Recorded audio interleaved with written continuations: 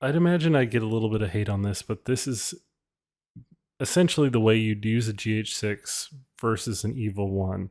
And I'm putting the EVA1 in its best light and trying to make the GH6 match that. Meaning the EVA1 is at ISO 800, it's native ISO, and I'm making the GH6 match that. But to make the GH6 match everything else, I'm using a front Schneider variable ND, and I'm also using a speed booster to simulate the same frame size that you would get on an EVA1. Now, because of that, there's some odd things happening. First, the GH6 has a tone shift because of the variable ND, and probably due to that speed booster. It's the Viltrox EF-M2. Now, you could use the Metabones, that probably has less issues, but the same thing. You're going to have more issues with more glass.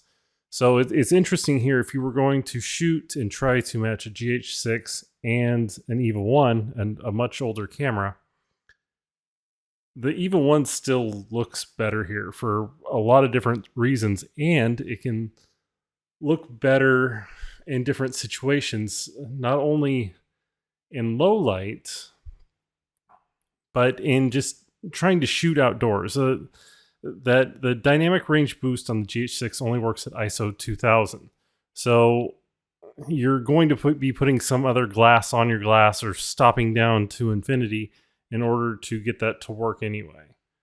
So it's nicer on the EVA1 where you have ISO 800, ISO 2500, both native, and you have built-in internal NDs where you're not worrying about some silly round filter on the front or using a matte box. It's basically there in camera.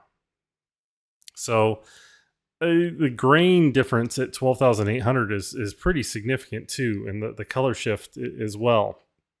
I don't know if that comes down to the better mechanics of cooling the sensor and doing a black balance for high ISO, or it's just because it's a micro four thirds sensor. But the EVA1 is really showing how much more powerful it is here, even though it's an older camera and it has a lower codec versus the higher bitrate on the GH6.